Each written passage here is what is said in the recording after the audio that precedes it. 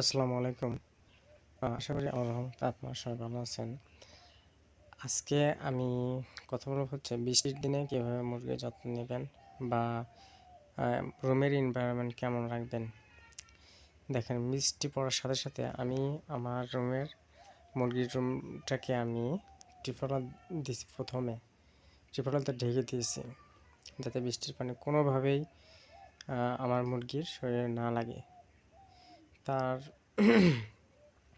তারপরে উপরেও প্লাস্টিকের কাগজ ঢেকে দিছি যাতে বৃষ্টির পানিটার সাথে সাথে পড়ে যায় এবং মুরগির গায়ে থাকে। আপনারা দেখতে পারতেছেন যে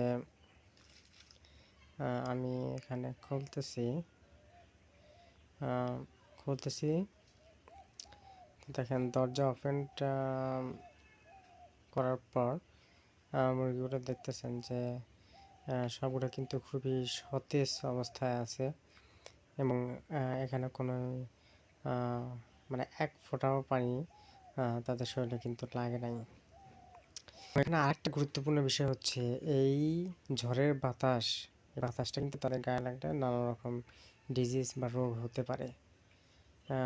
মানে শীতের দিনে আমি মনে করি শীতের দিনে যদি আপনার মুরগির টেম্পারেচার ঠিক থাকে বেশি রোগ হয় না, কিন্তু গরমের দিনে অনেক ধরনের রোগ হয়। আর এই বৃষ্টির পানি, বাতাস, এখনকার বাতাসটা ভালো না, ফাউল পক্স, বসন্ত হওয়ার সম্ভাবনা থাকে। মানে এর মধ্যে অবশ্যই আপনাকে ধরেন চারদিকের বাতাস তাকে পেতে হবে, সূর্যের আলো পাইতে হবে। সূর্যের আলো যদি আপনার মুরগি না পায় তাহলে কিন্তু সঠিকভাবে ডিম দেবে না।